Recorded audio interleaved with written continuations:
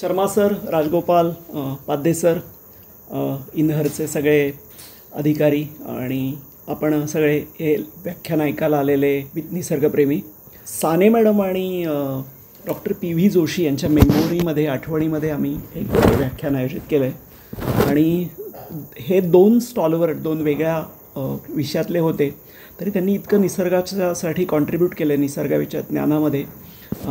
एकांनी वनस्पतींमध्ये साने मॅडमनी आणि जोशी सरांनी इन्सेक्टमध्ये. आणि माझं नशीब असं होतं की दोघांचाही माझा परिचय होता. आणि साने मॅडम तर मी त्यांचा विद्यार्थीच, म्हणजे त्यांनी मला BScला मी गरवारेमध्येच होतो, पाध्ये सरही माझे शिक्षक. तर गरवारेला असताना साने मॅडमनी मी त्यावेळी गावावरून अपडाऊन करायचो आणि नसरापूरजवळ माझं गाव होतं.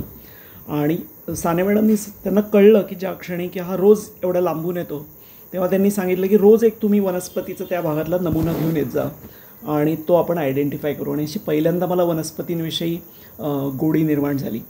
तर मॅडमचं डिग्री ज्या होत्या त्या खूप इंटरेस्टिंग होत्या. MA, MPhil, MSc, PhD असं त्यांची इंडॉलॉजीमधली MA आणि MPhil होतं आणि बॉटनीतलं त्यांचं PhD, MSc, PhD होतं. आणि दोन्ही गोष्टींना मी नेहमी मॅडमविषयी सांगत राहतो की शिकवत असल्यामुळे थिअरी त्यांची खूप पक्की होती आणि फील्डवर भरपूर त्यांनी फील्डवर्क केलं होतं, त्यांचा फील्ड एक्सपिरियन्स खूप चांगला होता.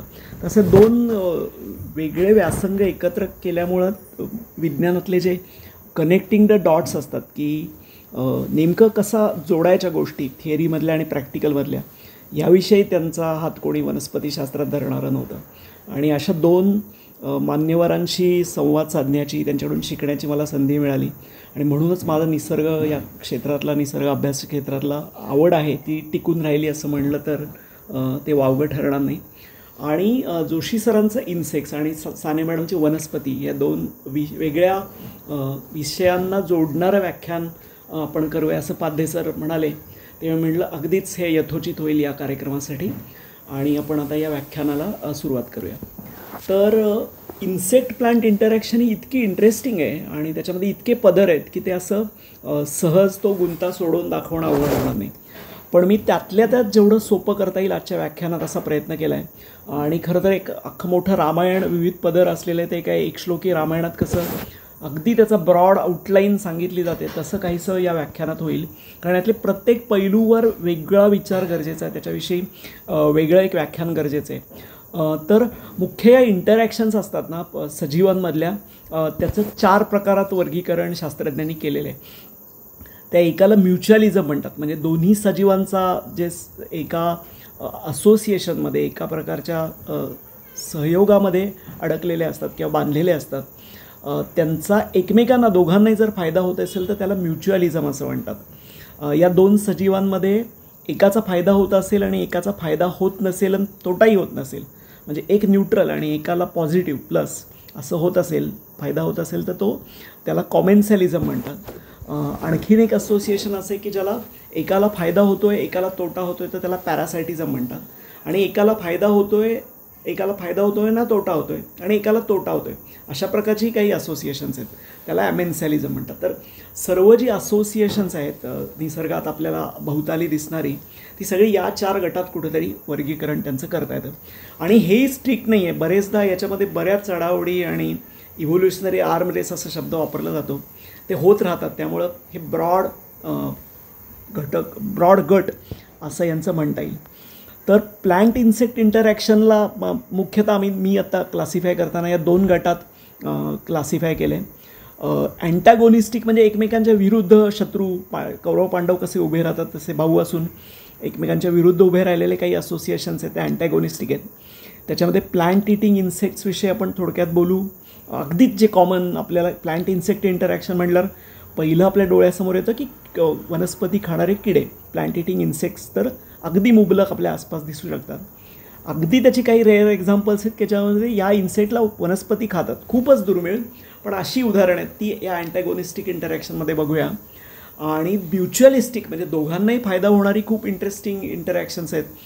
त्याच्यामध्ये पॉलिनेशन हा सगळ्यात महत्त्वाचा घटक आहे की परागीभवन वनस्पतींचं बहुतांश वनस्पती या कीटकांद्वारेच इन्सेक्टनीच पॉलिनेट होतात.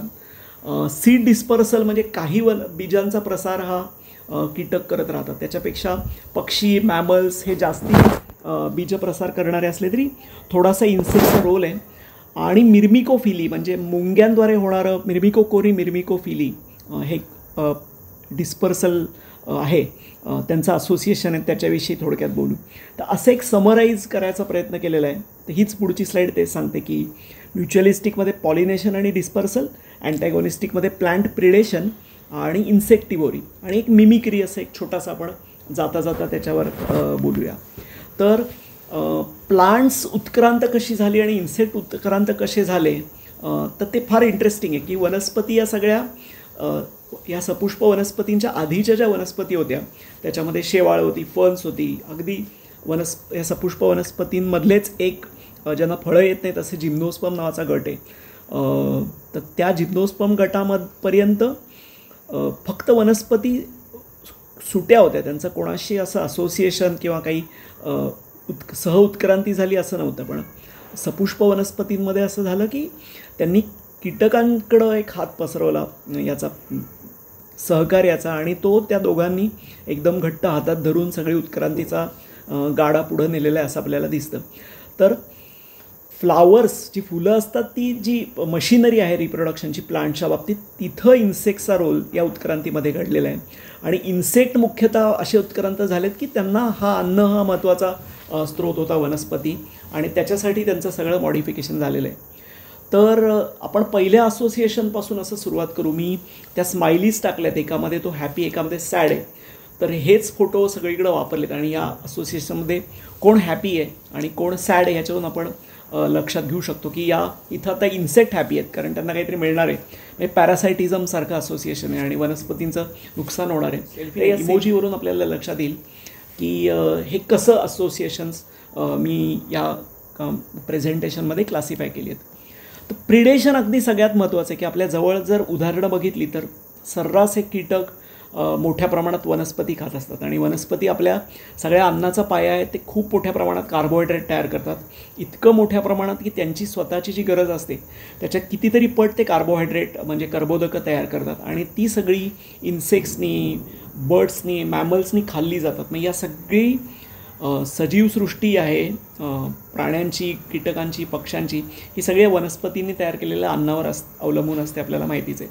त्या प्रिडेशन याविषयी मी फार सविस्तर बोलत नाही, पण या प्रिडेशनसाठी वेगवेगळे जे कीटकांमधले गट आहेत त्याच्यामध्ये बटरफ्लाईज असतील, बीज असतील, बीटल्स असतील, सिकाडाज असतील, ग्रासहॉपर्स असतील, अशा सगळ्या गटांचे त्यांचे अन्नाचे स्रोत वनस्पती असले तरी वेगवेगळ्या पद्धतीनं ते अन्न मिळवण्याच्या त्यांच्या पद्धती आहेत. आणि त्याच्यामध्ये असं आहे की त्यांचं खूप ओव्हरलॅप होत नाही, कारण सगळे स्रोत वेगवेगळ्या वेगवेगळ्या प्राण्यांनी जर वापरले म्हणजे त्यांनी वेगवेगळ्या पद्धतीनं हे अन्न घेतलं तर ते सगळ्यांना पुरतं. एक असं कॉम्पिटिटिव्ह एक्सक्लुजन प्रिन्सिपल म्हणून प्रिन्सिपल आहे. त्या काही सक करतात, काही ॲक्च्युली कुरतडून खातात, काही इनडायरेक्ट असोसिएशन्स आहेत. असं सगळं एक मोठं एक स्पेक्ट्रम या इटिंगमधलं आहे. आणि या काही स्लाईड्समध्ये तुम्ही बघू शकता की ह्याच्यामध्ये बग्स आहेत, बीटल्स आहेत आणि गॉलसुद्धा, इन्सेक्ट गॉलसुद्धा आहेत की जे वनस्पतींना एका प्रकारे हार्म करतात. तर हे काइंड ऑफ पॅरासायटिझम आहे. वनस्पती खाल्ल्या जातात आणि कीटकांना या असोसिएशनमध्ये फायदा होतो. पण नुसतं कीटकांना फायदा झाल्यावर उत्क्रांतीच्या ओघात असं झालं असतं की कीटकांची संख्याच खूप वाढली असते आणि एक वेळी वनस्पती नामशेष झाल्या असत्या. मग वनस्पतींनी या सगळ्या हल्ल्यांना टिकून राहण्यासाठी स्वतःमध्ये खूप डिफेन्स स्ट्रॅटजीज डेव्हलप केलेल्या आहेत. तर त्याच्यातले स्ट्रक्चरल डिफेन्स आपल्याला सगळ्यांना माहिती असतो की ज्याच्यामध्ये काटे आणि अशा तशा गोष्टी असतात.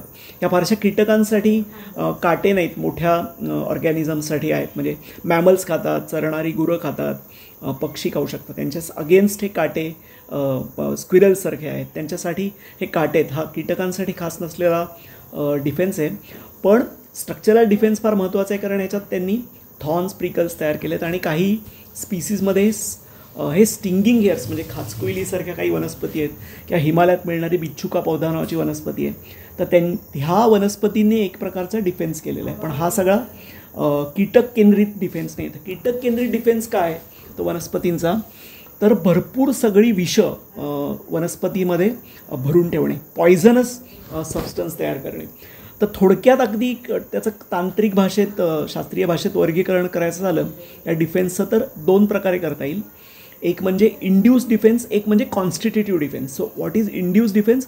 So induce is always in response to something आणि constitutive defence is always there in plants even before the attack. So कीटकांचा हल्ला होण्याच्या आधी, कीटकांची झुंड वनस्पतींवर हल्ला करते त्याच्या आधीच डिफेन्स काही तयार असतात, त्याला कॉन्स्टिट्यूटिव्ह डिफेन्स म्हणायचं. आणि हल्ला झाल्यानंतर त्याला रिॲक्शन म्हणून वनस्पतींनी काही गोष्टी केल्या तर त्याला इंड्यूस डिफेन्स म्हणायचं. तर वनस्पतींनी हा इंड्यूस डिफेन्स जो आहे तो केलेला आहे खूप विषारी रसायनं तयार करून. तर फक्त कीटकच नाही तर बुरशा असतील, बॅक्टेरिया असतील यांचा हल्ला वनस्पतींवर होत राहतो. आणि त्याच्या विरुद्ध म्हणून हे भरपूर सगळी रसायनं त्या पानांमध्ये वनस्पतींनी भरून ठेवली. याचं बेस्ट एक्झाम्पल म्हणजे ही रुई आहे. आणि म्हणजे याच्या कॅटरपिलर, या कीटकांच्या विशेषतः बटरफ्लाय मॉथच्या ज्या कॅटरपिलर असतात त्या पानांवर जर चरायला लागल्या, खायला लागल्या तर ते are all the time voracious eaters. आणि ते खूप खात राहिले की वनस्पतींचं अर्थात नुकसान होतं. आणि मग त्यांना त्यांचा एक त्यांच्यामध्ये ग्रोथ डिफेन्स ट्रेड ऑफ असतो प्लांट्समध्ये. हा वेगळा विषय, आपण कधीतरी त्याच्याविषयी बोलू. तर डिफेन्समध्ये खूप इन्व्हेस्टमेंट झाली तर ग्रोथ करता येत नाही. आणि ग्रोथमध्ये खूप इन्व्हेस्टमेंट झाली तर ती त्यांना हे करता येत नाही, डिफेन्स करता येत नाही. तसं एक तो ट्रेड ऑफ खूप इंटरेस्टिंग आहे. पण हे सगळं आपलं त्यांच्यावर हल्ला होत असेल तर हे सगळं ग्रोथ बी थांबवून त्या क्षणी त्यांची रिॲक्शन अशी असते की भरपूर विषं भरून ठेवायची या रुईसारख्या पानांमध्ये. पण मग उत्क्रांतीमध्ये असं होतं की हे सर मी मगाशी शब्द वापरला evolutionary arm race. Evolutionary arm रेसमध्ये होतं की एक सजीवानी काहीतरी एक गोष्ट केली तर त्याच्या विरुद्ध दुसरा सजीव आणखीन काहीतरी नवीन गोष्ट घडवतो, उत्क्रांत त्याच्यामध्ये होते. घडवतो म्हणण्यापेक्षा आपोआप उत्क्रांत होते. तर ती अशी होते की ह्या टॉक्सिक कंपाऊंड्सला, या अल्कॅलॉइड ज्याला म्हणतात, पॉयझनस कंपाऊंडला पुरून उरतील अशा काही कॅटरपिलर्स असतात. त्याच्यामध्ये उदाहरणार्थ या क्रोज बीज बटरफ्लायच्या कॅटरपिलर आहेत. तर त्या काय करतात, या विषारी वनस्पतींवर फीड करतात, त्यांना खातात. आणि बाकीच्या कॅटरपिलर सर्वाईव्ह झाल्या नसत्या त्या हे सर्वाईव्ह होतात. आणि ते जे विषारी भाग आहे तो स्वतःमध्ये साठवून ठेवतात आणि विदाऊट अफेक्टिंग द मेटाबॉलिझम. सगळ्यात हे महत्त्वाचं आहे की ते स्टोअर करतात आणि स्वतःचं मेटाबॉलिझमला त्याच्यावर काहीच त्यांचा परिणाम त्यांच्या होत नाही. आणि त्या पूर्वीच्या त्या चंद्रकांता वगैरे त्या कादंबऱ्या किंवा मालिकांमध्ये एक विषपुरुष वगैरे सांगायचे ना, तसे काइंड ऑफ हे विषपुरुष, विषकन्या असतात की ते स्वतःमध्ये सगळं विष साठवून ठेवतात. आणि नंतर पुढं काय होतं की पक्षी जेव्हा या कॅटरपिलरला खातात, त्या कॅटरपिलरचं ॲडल्ट स्टेजला बटरफ्लाईजला खातात तेव्हा ते लक्षात, ते विषारी असतं तर ते लगेच ते ओकून टाकतात. आणि ते असं लक्षात ठेवतात की या प्रकारच्या कॅटरपिलरला अजिबात खायचं नाही. आणि त्यामुळे याच प्रकारच्या कॅटरपिलर टिकून राहतात, त्यांना काहीच नुकसान होत नाही, म्हणजे त्यांची संख्या कमी होत नाही. वनस्पतींनी आपल्याविरुद्ध वापरलेला डिफेन्स त्या स्वतःसाठी भविष्यकाळात वापरतात मोठ्या ॲडल्ट स्टेजला. ह्याच्या उलट आणखीन मग इन्सेक्टमध्ये आणखीन गमती अशा होतात की डॅनिडेक फ्लायसारखी बटरफ्लायची फिमेल या क्रोजला मिमिक करते. म्हणजे तशी दिसायला लागली ती की तिलाही पक्षी खात नाहीत. म्हणजे स्वतः एक तर विषारी याच्यावर फीड करायचं नाही तरीही क्रोसारखं दिसायचं आणि वाचायचं पक्ष्यांपासून. असं आणखीन एक या इव्होल्युशनरी आर्म रेसमध्ये एक जास्तीचा टप्पा या कीटकांनी गाठलेला आहे. ह्याच्यातलंच आणखीन एक इंटरेस्टिंग उदाहरण थोडक्यात सांगायचं तर हेलिकोनियन बटरफ्लाईज. आता हेलिकोनियन बटरफ्लाईज ही सगळी अमेरिका खंडात, नॉर्थ साऊथ अमेरिकेमध्ये वाढतात आणि आपल्याकडं ती नाहीत, कारण त्याचं लार्वल होस्ट स्पीसीज ज्या आहेत ना त्या सगळ्या पॅसिफ्लोरा, म्हणजे आता कृष्णकमळ वनस्पती आपल्याकडे जी आलेली आहे ती रानटी असो किंवा बागेत लावलेली असो, ती सगळी भारतीय नाही आहे मूळची. या सगळ्या दक्षिण अमेरिकेतून वगैरे आपल्याकडे आलेल्या आहे. आणि त्यामुळं हे बटरफ्लाय आपल्याकडे नाही, काही नैसर्गिकरित्या ही स्पीसीज आपल्याकडं नाही आहे, होस्ट प्लांट त्याचं नाही आहे. तर हेलिकोनियन बटरफ्लाईज जेव्हा या पॅसिफ्लोरावर अंडी घालतात तेव्हा अजून एक गोष्ट बघून घेतात की त्या हेलिकोनियावर इतर कुठल्या कॅटरपिलरनी अंडी घातली नाही आहेत ना, हे इन्स्पेक्शन ते सगळ्यात आधी करून घेतात. त्याचा फायदा असा होतो की जर आधीच एखाद्या कॅटरपिलरनी आधीच एखाद्या ॲडल्ट फिमेल बटरफ्लायनी अंडी घातली असतील आणि यांनी ती परत घातली तर कॉम्पिटिशन होईल आणि आपल्या आळ्या मागं पडतील. म्हणून दे जस्ट इन्स्पेक्टेड बिफोर की are there any laid eggs earlier, आणि ते नसले तर ते बिनदिक्कतपणे त्याच्यावर अंडी घालतात. मग वनस्पतींनी याच्याविरुद्ध उत्क्रांतीमध्ये असं घडवून आणलं की या अंड्यांसारख्याच दिसणाऱ्या ग्लँड्स या वनस्पती पानांवर तयार करतात. हे पॅसिफ्लोराचं पान जर तुम्हाला दिसत असेल या स्लाईडमध्ये, तर या ज्या पिवळे डॉट्स आहेत तर ते अंडी घातलेली नाही आहेत, त्या अंड्यांसारख्या दिसणाऱ्या वनस्पतींनी निर्माण केलेल्या ग्लँड्स आहेत. म्हणजे हे इतकं इंटरेस्टिंग डिफेन्स एक्झाम्पल आहे. काही हेलिकोनियन बटरफ्लाईज, काही पॅसिफ्लोरा स्पीसीजमध्ये देठावर अंडी घालतात, तर तिथं वनस्पतींनी देठावर ग्लँड तयार केलेत. म्हणजे हा इतक्या विलक्षण प्रकारचा डिफेन्स आहे की त्यांना, त्या हेलिकोनियन ह्यांना वाटतं की ऑलरेडी अंडी घातली आहेत आणि ते पान सोडून, तो वेल सोडून पुढच्या वेलाकडे जातात. तर अशी ती उत्क्रांती होत राहते. आणि त्यामुळे मगाशी मी तो इव्होल्युशनरी आर्म रेस म्हणलो, किती आपण म्हणलो की सहकार्य आणि संघर्ष या दोन गोष्टी निसर्गात घडत असल्या तरी त्याच्यातून जी ओढाताण चालू असते ना, एकमेकांवर वर्चस्व गाजवायचे, एकमेकांपेक्षा वरचढ होण्याची, कधी कधी वनस्पती, कधी कधी कीटक, आणि या सगळ्या प्रकरणात उत्क्रांतीचं जे वेग आहे ना तो पकडला जातो. आता हे आपण थोडक्यात बघितलं पहिल्या भागामध्ये की कीटक कसे वनस्पतींना भरपूर प्रकारे खातात. आता काहीच उदाहरणं अशी आहेत की ज्याच्यामध्ये उलटं होतं आणि वनस्पती कीटकांना खातात. आणि तुम्हाला या इमोजीजमधून दिसत असेल की ह्याच्यामध्ये कीटक is at harm and plant is benefited. आणि हे एक अतिशय रेअर पण खूप इंटरेस्टिंग प्रकारचं असोसिएशन आहे. आणि जगभरात अशा बऱ्याच वनस्पती सापडतात. त्यातली सगळ्यात इंटरेस्टिंग आणि तुम्हाला जर फास्टेस्ट प्लांट मोमेंट म्हणून बघायचं असेल तर हा व्हीनस फ्लायट्रॅप नावाची वनस्पती आहे. आणि तुम्ही खास या व्हीनस फ्लायट्रॅपचे यूट्यूबला वगैरे किंवा कुठल्याही येतं त्याचे व्हिडिओ बघा आणि किती फास्ट मोमेंट आहे त्याची लक्षात येते. कारण plants are known for very slow movements compared to animals. पण ह्याच्यामध्ये खूप फास्टेस्ट प्लांट मोमेंट ज्या काही आहेत त्याच्यामध्ये या व्हीनस फ्लायट्रॅपची मोमेंट आहे. आणि Darwin was amazed with this. So डार्विनला एकदम मिरॅकल वाटलं होतं या वनस्पतीची हालचाल बघून. तर या इन्सेक्टिव्होरस प्लांट्समध्ये हा डायोनिया फार महत्त्वाचा आहे. आपल्याकडं सह्याद्रीत मिळणाऱ्या इथली उदाहरणं घ्यायची झाली तर त्यातला हा ड्रॉसेरा नावाची वनस्पती आहे, ड्रॉसेरा इंडिका, ज्याला दवबिंदू असं म्हणतो. तर हा दवबिंदू वनस्पती इन्सेक्टिव्होरस आहे आणि त्याच्या पानावर जे दवबिंदूसारखे ग्लँड दिसतात, स्टॉक्ड ग्लँड्स, तर ॲक्च्युली त्याच्यामध्ये स्टिकी सबस्टन्स असतो आणि खूप मोठ्या प्रमाणात डायजेस्टिव्ह ज्यूस असतो. जेव्हा इन्सेक्ट याच्यावर काहीतरी प्रलोभन वाटतं की काहीतरी अन्न मिळेल, नेक्टर मिळेल म्हणून लँड होतो, तेव्हा तो अडकवला जातो आणि त्याला मारून तिथलं सगळं, तिथलं जे अन्नाची घटक आहेत त्याच्यामध्ये मूलद्रव्य आहेत ती सगळी वनस्पती ॲब्सॉर्ब करतात. आणि बऱ्याचशा यातल्या इन्सेक्टिव्होरस स्पीसीज ज्या आहेत जगभर वाढतात, या अशा अधिवासांमध्ये वाढतात की जिथं ऑलरेडी न्यूट्रियंट डेफिशियन्सी असते. म्हणजे आपल्याकडं फॉर एक्झाम्पल लॅटरायटिक प्लॅटूज आणि क्लिफ्ससारखे हॅबिटॅट्स आहेत which are very nutrient poor habitat, आणि तिथंच हे सगळे इन्सेक्टिव्होरस प्लांट्स आपल्याला वाढतात. त्याच्यामध्ये एक पिचर प्लांट नावाचा ग्रुप आहे. पिचर प्लांटमध्ये एक नेपॅन्थस नावाचा गट आहे, हा आपल्याला याच्यामध्ये दिसतो आहे. तो इंडोमलायन रिजनमध्ये खूप नेपॅन्थस आहेत आणि भारतामध्ये नेपॅन्थस आहेत. आणि भारतामध्ये हिमालयात खासी डोंगरात एक नेपॅन्थस आहे, नेपॅन्थस खासियाना नावाचा, आणि अंदमानमध्ये एक नेपॅन्थस आहे. तर हे नेपॅन्थस एक महत्त्वाचं आहे. आणि तसाच उत्तर अमेरिकेत मिळणारा त्याला ट्रम्पेट पिचर असं म्हणतात, त्यातला एक सॅरासेनिया नावाचा प्लांट ग्रुप आहे. आणि हे सगळे इन्सेक्टिव्होरस आहेत. आणि परत आपल्याकडचे हे ड्रॉसेरा दोन मी दाखवले, तसं एक युट्रिक्युलरी आहे. आता ह्याच्यामध्ये तुम्हाला कर्सर जर माझं फॉलो करत असाल तर हा ड्रॉसेरा इंडिका दवबिंदू आणि हा ड्रॉसेरा अगदी जवळून त्याचा बर्मानी नावाच्या स्पीसीचा काढलेला फोटो. तर हे खूप इंटरेस्टिंग असोसिएशन आहे. शेवटची जी इमेज दिसते ते पिंग्विक्युला नावाचे एक अगेन इन्सेक्टिव्होरस प्लांट्स आहेत. तसे मेजर एक काही इन्सेक्टिव्होरस प्लांट्स आहेत. आणि when you compare them with plant feeding म्हणजे प्लांट फीडर्स हे कमी असले तरी इंटरेस्टिंगली समजून घेण्यासारखे आहेत. पुढचं association I think most celebrated association between insect and plant and mutualistic आहे and both partners are happy.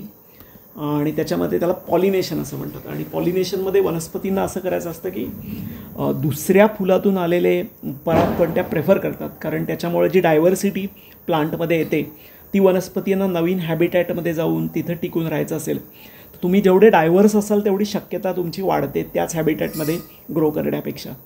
त्यामुळे वनस्पती बरेचदा क्रॉस पॉलिनेशन प्रेफर करतात ओव्हर सेल्फ पॉलिनेशन, म्हणजे स्वतःच्याच फुलातले परागकण स्वतःच्या फुलात पडून फर्टिलायझेशन होण्यापेक्षा इतर कुठल्या तरी फुलातले दुसऱ्या फुलातले परागकण आपल्या फुलामध्ये येणे ही फार महत्त्वाची घटना आहे.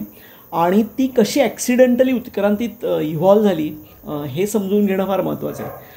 तर आधीच्या सगळ्या ज्या वनस्पती होत्या त्याच्यामध्ये जिम्नोस्पर्म नावाचा गट मगाशी मी म्हणलो, त्याच्यामध्ये पायनस नावाची वनस्पती हिमालयामध्ये.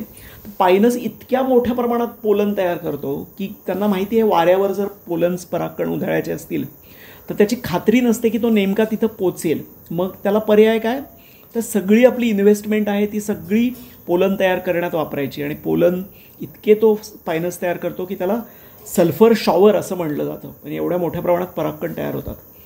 मग हे परागकण आधीच्या वनस्पतींनी वाऱ्यावर उधळणारे भरपूर परागकण तयार केले. आणि हे हवेत उडणारे बीटल्ससारख्या ज्या वनस्पती होत्या, आता हे उत्क्रांतीमध्ये सिद्ध झाले, संशोधकांनी सिद्ध केले की हे बीटल्स हवेमध्ये पराग मटकवायला लागले. आणि हवेमध्ये पराग मटकवायला लागल्यानंतर त्यांना असं लक्षात आलं म्हणजे उत्क्रांतीत घडत गेलं, मी जरी ही भाषा वापरत असलो तरी, तर त्यांना हवेतले पराग मटकवायला लक्षात आलं ते की आपण याचा स्रोत शोधला पाहिजे. मग त्याचा स्रोत जो काय तो फुलं शोधत गेले आणि मग ते तिथं जाऊन खायला लागले. मग तिथं एका फुलातले परागकण खाऊन दुसऱ्या फुलात परागकण खायला गेल्यानंतर परागांचं ट्रान्सफर व्हायला लागलं. आणि तेव्हा वनस्पतींमध्ये अशी उत्क्रांती झाली की मग या बीटल्सना अट्रॅक्ट केलं पाहिजे. मग वनस्पतींनी आपली सगळी जी इन्व्हेस्टमेंट खूप सारखे पराग तयार करण्यावर होती ती सगळी कमी करून त्यांनी विविध रंग तयार केले, या कीटकांना अट्रॅक्ट करतील असे, त्यांना अट्रॅक्ट करतील असे गंध तयार केले.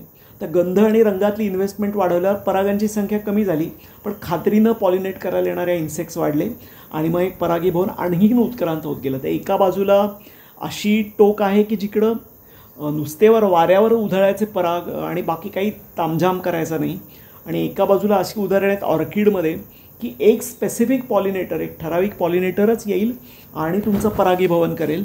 ह्याची सोय, ह्याची खात्री की इतकं तामझाम आणि इतकं डेकोरेशन काय ऑर्केस्ट्रेशन अशा स्वरूपाचं करायचं की खात्रीनं पोलन कमी तयार केले तरी त्याचं पॉलिनेशन होईल. तशा दोन टोकांमध्ये सगळं पॉलिनेशन निसर्गामध्ये आपल्याला दिसू शकतं. तर पोलन लवकर पोचवण्यासाठी मग कीटकांसारखा चांगलं माध्यम नाही, आणि त्याच्यामध्ये एकमेकांचे कसे त्यांनी उत्क्रांत झाले आणि त्यांची सहउत्क्रांती हा एक आणखीन अभ्यासाचा विषय. पण वनस्पतींनी आणि कीटकांनी एकमेकांमध्ये स्वतःमध्ये काय बदल करून घेतले, तर वनस्पतींनी नेक्टर तयार केला, म्हणजे कोणीतरी आपलं एक पॉलिनेशनचं काम करायला येणार आहे तर त्यासाठी काहीतरी वेलकम ज्यूस दिला पाहिजे. तर तो कुठल्या तरी तिथं ब्राईब आहे, तिथं काहीतरी एक टँजिबल रिवॉर्ड आहे, त्याच्यासाठी म्हणून तो आला पाहिजे म्हणून शुगर रिच सबस्टन्स तयार केला. वनस्पती फोटोसिंथेसिस करत असल्यामुळे त्यांना भरपूर साखर उपलब्ध असते कारण ते तयार करू शकतात. मग या नेक्टरमध्ये, या गोड नेक्टरमध्ये त्यांनी ते सगळं इन्व्हेस्ट केलं. आणि हा गोड नेक्टर कुठं आहे नेमका हे सांगण्याच्या जाहिराती म्हणून रंग आणि गंध आहेत. तर लांबचा म्हणजे ते गंध अशा हवेवर त्याचे सोडलेले असतात, त्याचे ट्रेल्स की लांबवर ते जातात आणि लांबवरून इन्सेक्ट्स शोधत त्या गंधाचा मागोवा घेत त्याचा माग काढत फुलापर्यंत येतात आणि जवळ आले की मग रंग त्यांना आकर्षित करतात. तो रंग आणि गंध याचं मिश्रण वापरून वनस्पतींनी कीटकांना अट्रॅक्ट केलेलं आहे. मग आणलेले पोलन नीट ॲक्सेप्टही केले पाहिजेत ना, एवढं सगळं हे करायचं, देखावा रंगवायचा, पण ॲक्सेप्ट करायचे नाहीत असं होणार नाही, म्हणून त्यांनी खूप स्टिकी त्याचे जे स्टिग्मा असतात ते केलेले आहेत आणि पोलनला बार्ब्स किंवा हुक्स तयार केलेत की ते इन्सेक्ट फरला अट्रॅक्ट करू शकतील. मग आता बऱ्याच या इन्सेक्टच्या आणखीन डिटेल गेलं तर तुम्हाला वेगवेगळ्या प्रकारची पॉलिनेशन्स दिसू शकतात. त्याच्यामध्ये बटरफ्लाय पॉलिनेशन आहे, मॉथ पॉलिनेशन आहे, फ्लाय पॉलिनेशन आहे, बी पॉलिनेशन आहे, बीटल पॉलिनेशन आहे आणि प्रत्येकाची स्वतःची एक इंटरेस्टिंग स्टोरी आहे प्रत्येकामध्ये. तर बटरफ्लाय पॉलिनेशनमध्ये बरेचदा ब्राईट कलर्ड फ्लावर्स असतात, नेक्टरी असते, सेंट असते आणि ते प्रोबॉसिस आत घालून नेक्टर पीत असल्यामुळं बरेचदा हे ट्युब्युलर फ्लावर्स असतात, अशी ओपन कपसारखी फ्लावर नसतात तर ट्युब्युलर फ्लावर असतात आणि तो ठराविक नेक्टर पिणाराच कीटक आला पाहिजे अशी तजवीज त्यांनी केलेली असते. ती आपल्याला इसापनीतीमध्ये कोल्हा आणि करकोच्याची गोष्ट आपल्याला आठवते. एकामध्ये बाऊल आहे आणि एकामध्ये सुरई आहे आणि मग नेमका पॉलिनेटर कुठला हे वनस्पतींनी बघून त्यांच्या त्या आयदर ट्यूब उत्क्रांत केली आहे किंवा कप उत्क्रांत केलेला आहे. मॉथ पॉलिनेशनमध्ये अर्थात मॉथ रात्री दिसत असल्यामुळे व्हाईट पेटल्स आणि ओपन अँड नाईट हे त्याच्याबरोबर आलंच. फ्लाय पॉलिनेशन खूप इंटरेस्टिंग आहे. तर फ्लाय, बीज आणि वासला मराठीत दुर्दैवानं माशी असाच एकच शब्द वापरला जातो. तर फ्लाय पॉलिनेशनमध्ये तो वास जो असतो तो फुलाचा तो अतिशय घाणेरडा, ज्याला फिटिड स्मेल असं म्हणतात, तो असतो आणि फ्लेश कलर्ड पेटल्स असतात. आपण एखाद्या उदाहरणातून ते बघूया. बी पॉलिनेशनमध्ये त्यांना कलेक्ट करायचा असतो nectar as well as pollen as a source of food for young ones, आणि हे प्रोटीन रिच सगळे पोलन त्याच्यामधले असतात. आणि बिटल पॉलिनेशनमध्ये परत तसे ब्राईटली कलर्ड फ्लावर्स, नेक्टरीज आणि सेंट त्यांच्यामध्ये असतं. तर खूप इंटरेस्टिंग काही काही मेकॅनिझम्स आहेत त्याच्यामध्ये. एक साल्व्हिया नावाच्या फुलामध्ये एक लिव्हर मेकॅनिझम आहे. रुईमध्ये आपल्या जर आपण बघितलं तर ती पेंटॅगोनल डिस्क असते आणि त्या पेंटॅगोनल डिस्कच्या कडेला ते सगळे पोलन जे असतात ते एका पिशव्यांमध्ये त्या पेंटॅगोनल डिस्कला लावलेले असतात. आणि जेव्हा हे काही इन्सेक्ट पॉलिनेटर त्याच्यावर लँड होतात तेव्हा त्यांच्या शरीराला त्या अख्ख्या पिशव्या अडकतात. तेव्हा एक एक परागकण म्हणजे इंडिव्हिज्युअल परागकण डिस्पर्स करण्यापेक्षा तो पिशव्यांमध्ये भरून ठेवून परागकण करण्यामध्ये ऑर्किड्स आणि ह्या रुई कुळातल्या वनस्पती यांनी हे केलेलं आहे. तर हे डिफेन्सबद्दल आपण बोललो. इन्सेक्ट पॉलिनेशनच्या खूप इंटरेस्टिंग गोष्टी आहेत. आपल्याकडच्या कारवीसारख्या वनस्पती तुम्ही बघितल्या तर हजारो प्रकारच्या कीटकांची त्याच्यावर झुंड जेव्हा त्यांना फुलं येतात तेव्हा झालेली असते. खालच्या इमेजमध्ये तुम्ही कार्पेंटर बी जी आहे, भुंगा जो आहे तो खूप महत्त्वाचा आपल्या सह्याद्रीतल्या ह्याच्यातला पॉलिनेटर आहे आणि हे तर आपल्याकडं खूप पॉलिनेट करतातच. एक खूप इंटरेस्टिंग स्टोरी आहे की डार्विनला एक मादागास्करमधलं ऑर्किड अँग्रिकम सेस्क्युपेडेल नावाचं ते ऑर्किड होतं. त्याचा नमुना कुठल्या तरी अभ्यासकांनी पाठवला आणि डार्विनला असं लक्षात आलं की वनस्पतींना ऑर्किडमध्ये एक मकरंद भरून ठेवलेली पिशवी असते ज्याला स्पर असं म्हणतात आणि त्या स्परच्या तळाशी नेक्टर ठेवलेला असतो आणि तो स्पर त्याचा काही एक 12-1 इंच लांब होता त्या फुलाचा. तर तो तुम्ही शेवटची ही जी स्लाईड कर्सर फॉलो करू शकत असाल तर दिसेल तुम्हाला. आणि डार्विनने असा अंदाज केला की याला पॉलिनेट करणारा नक्की एखादा मॉथ असा असणार, कारण रात्री फुलणारं हे ऑर्किड होतं. सो ही इमॅजिन की has to be a moth. आणि तर मॉथचं तो म्हणला की त्याची प्रोबॉसिस या ट्यूब लेंथ इतकी असलीच पाहिजे आणि तोपर्यंत मॉथ जे काही डिस्क्राईब झाले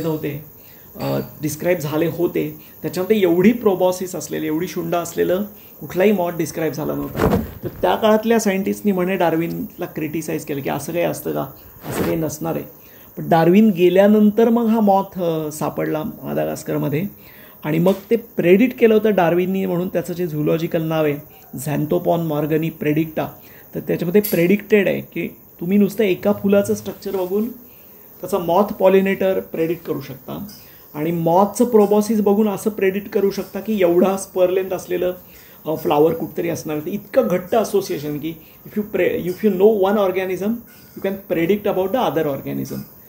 तर हे कॉमेट ऑर्किड किंवा डार्विन्स ऑर्किड म्हणून आहे. त्याच्या काही मूवीज तुम्ही जर यूट्यूबला बघितल्या तर त्याचं पॉलिनेशन कसं होतं ते लक्षात येईल. आणि ॲटेनबरोनी त्याच्या किंगडम ऑफ प्लांट्समध्ये ॲक्च्युली याचं पॉलिनेशनचे काही व्हिडिओ ठेवलेले आहेत.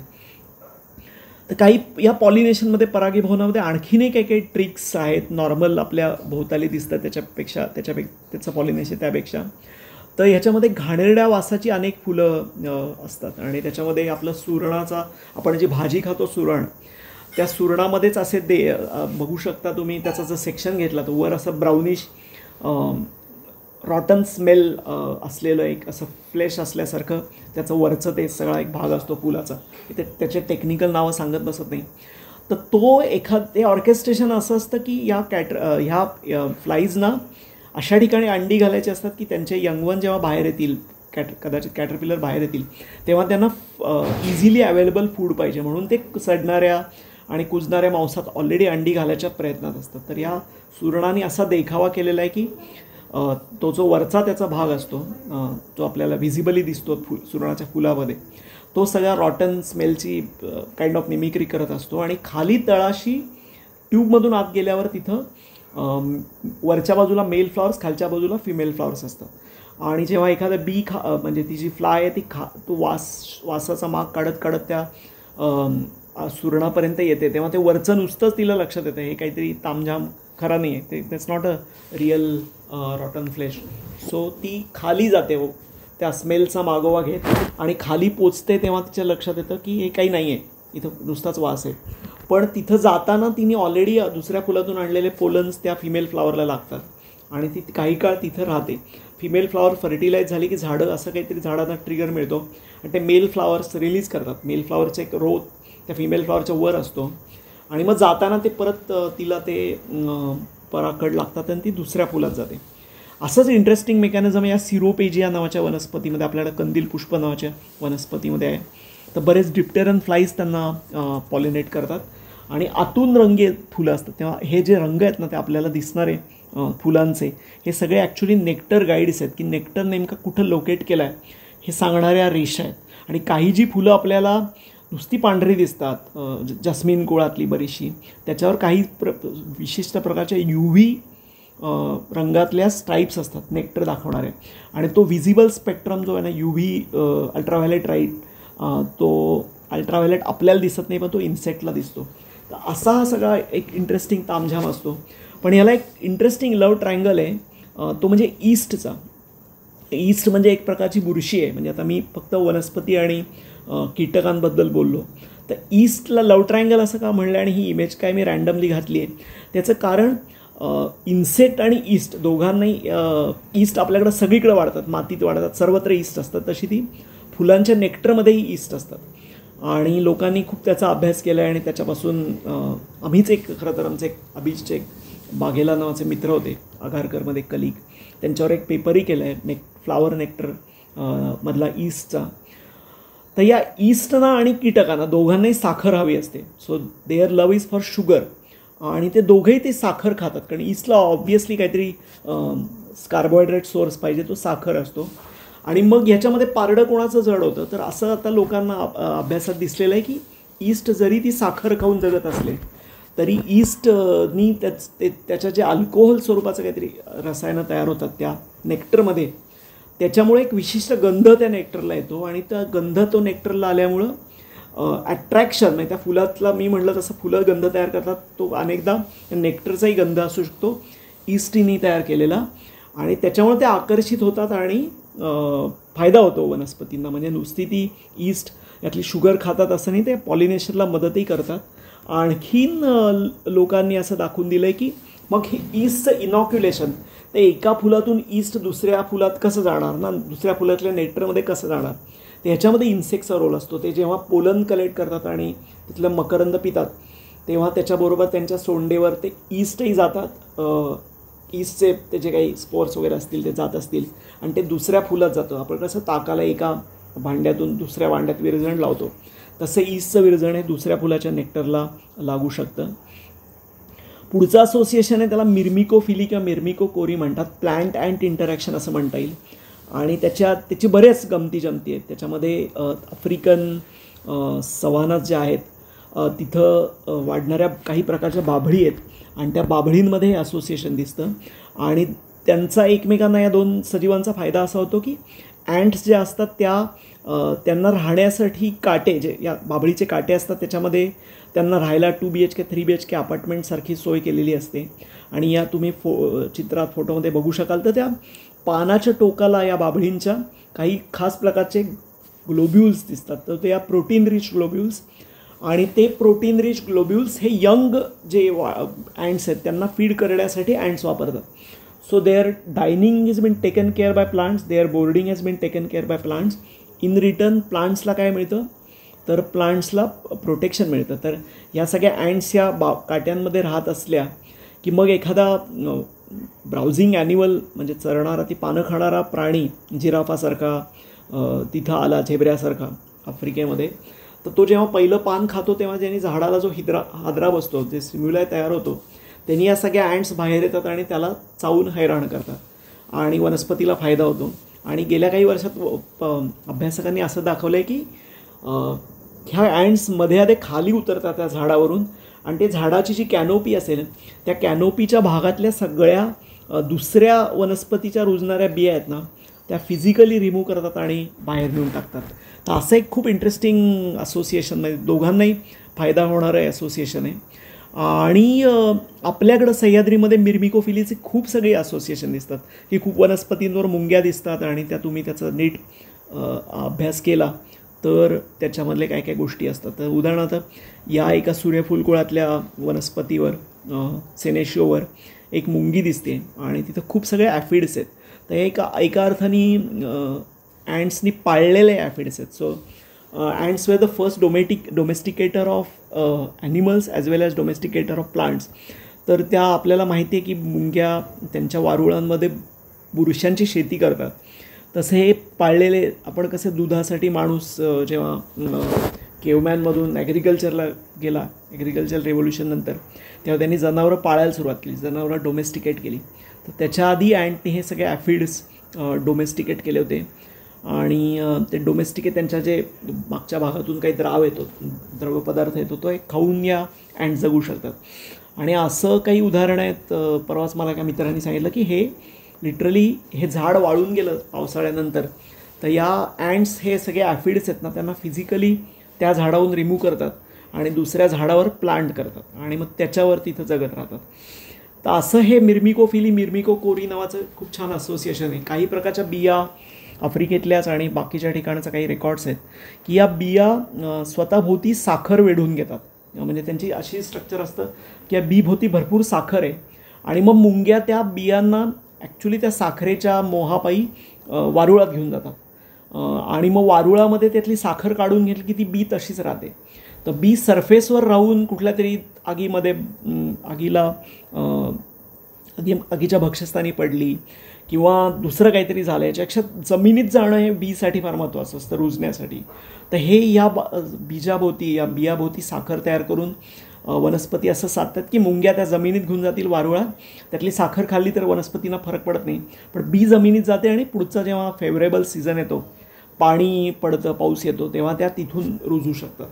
तर अशी ही काही काही इंटरेस्टिंग असोसिएशन आहेत. आणि आता शेवटची 2 असोसिएशनमध्ये असं आहे की चीटर फ्लावर्स हे खूप इंटरेस्टिंग असोसिएशन गेल्या काही वर्षात आपल्याला अभ्यासकांनी नोंदलेले आणि पुण्यातूनच आपल्या वाटवे सर आणि त्यांच्या स्टुडंटचा पेपर आहे.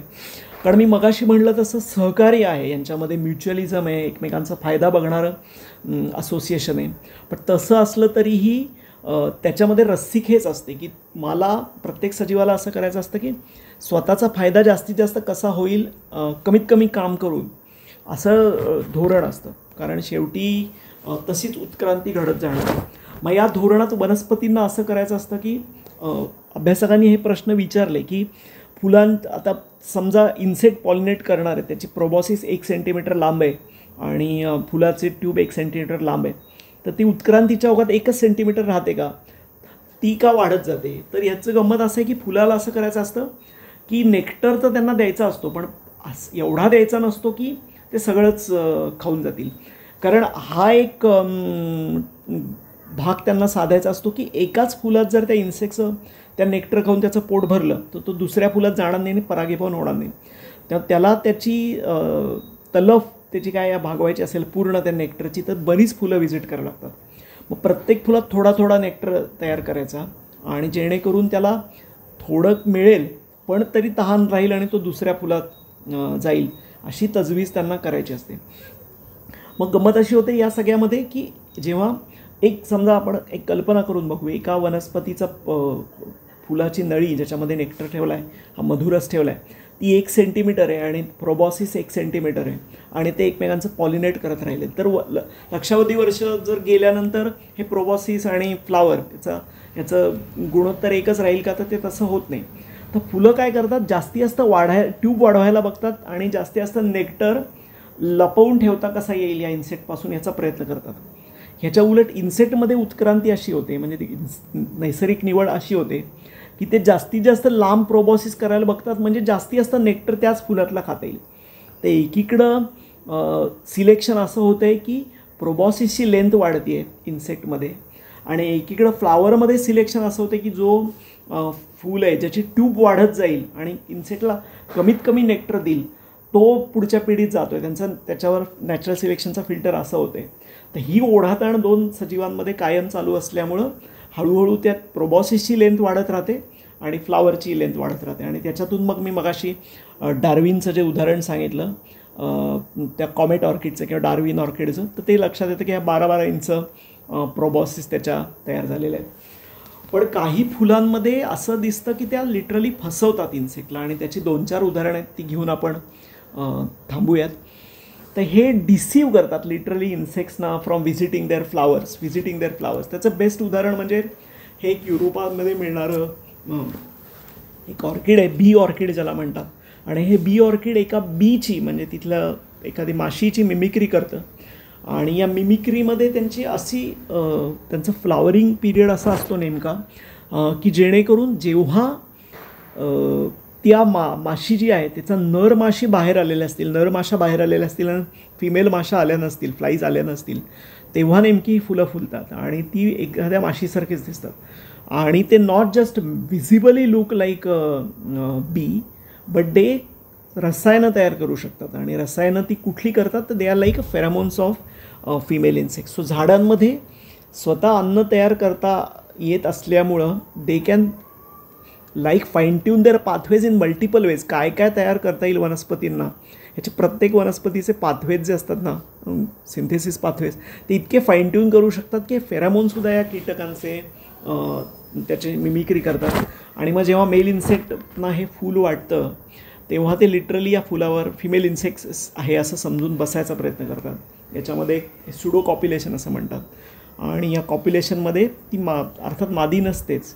या दरम्यान हे परागकण आहेत ते त्यांच्या डोक्याला चिकटतात आणि एका फुलातून ते दुसऱ्या फुलात जातात.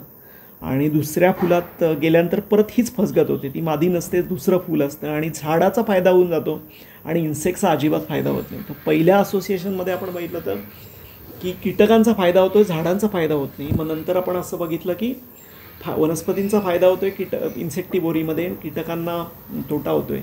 मग म्युच्युअलिझम बघितलं की दोन्ही सजीवांचा कसा फायदा होतो, तरीही त्याच्यात एक प्रकारची विलक्षण ओढाताण आहे.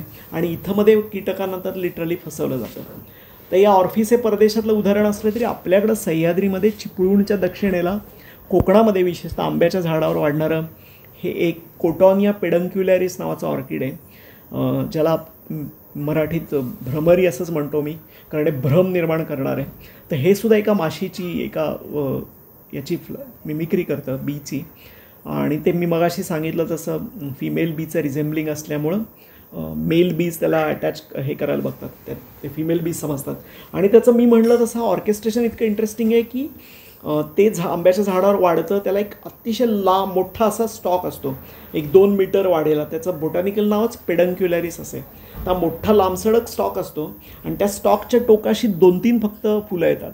आणि तो स्टॉक तो कॅमोफ्लाज होणारा असतो, फेंट कलर असतो. त्यामुळे लांबून जर हे दृश्य बघितलं तो वाऱ्यावर हलताना की 2-3 माशाच हॉरिंग करतात असं वाटतं आणि फक्त वाजपेत असं वाटतं. आणि मेल वास त्यांना व्हिजिट करायला जातात आणि त्यांची फसगत होते. अजून एक मगाशी मी म्हटलं तसं वाटवे सरांची आणि त्यांच्या स्टुडंटनी एक आपल्या इथून पेपर केलेला आहे. त्याच्यामध्ये ही चीटर फ्लावर्स अशी आहेत की जी सर्वच्या सगळी फुलं आहेत ना एका गुच्छातली, ती सर्वच्या सर्व फुलं साखर तयार करतच नाही, तर काही फुलं फक्त साखर तयार करतात. पण मग अशी गंमत आहे की त्यांचा नंबर किती राहणार, कारण उत्क्रांतीच्या ओघात असं होईल की जी फुलं साखर तयार करणार नाहीत त्यांचा जास्ती फायदा होतील, त्या लबाड फुलांचा जास्ती फायदा होईल. आणि जी साखर तयार करणारी प्रामाणिक फुलं असतील त्यांचा तोटा होत जाईल, कारण त्यांचा नेक्टर जाईल सगळा. तर मग ह्याचं प्रमाण कसं राहतं, तर याची बरीच गणिती मॉडेल्स, हे लबाड लोक आणि प्रामाणिक सजीवांचं याची बरीच गणिती इंटरेस्टिंग मॉडेल्स त्याच्यामध्ये आहेत. तर या 4 इंटरेस्टिंग असोसिएशनमध्ये आपण असं बघायचा प्रयत्न केला वनस्पती आणि कीटक, की कसं एकमेकांशी त्यांचा सहसंबंध आहे. आणि नुसता सहकार नाही, तर नुसता संघर्ष नाही, तर मधल्या अनेक वाटा त्यांनी या उत्क्रांतीसाठी निवडल्यात. तर हे प्रत्येक याच्यातला विषय ना हा वेगळ्या चर्चेचा विषय. मी फक्त काय केलं की या सगळ्यांना एकत्र करायचा प्रयत्न केला. आणि हे 2 जे ज्येष्ठ निसर्ग अभ्यासक होते, डॉक्टर हेमा साने, त्यांचा मी विद्यार्थी, आणि जोशी सर, यांच्या स्मरणार्थ हे व्याख्यान देण्याची मला संधी दिली. त्या सगळ्यांचे म्हणजे इनहरचे अथॉरिटीचे मी आभार मानतो. आणि मी म्हणलो तर 45 मिनटं बोललो, नाही ते 45 मिनटं झाली असतील. आपण काही प्रश्न असले तर शेवटी घेऊयात आणि हे व्याख्यान थांबवूयात. तर या दोघांच्या स्मृतीला अभिवादन करून मी आता थांबतो.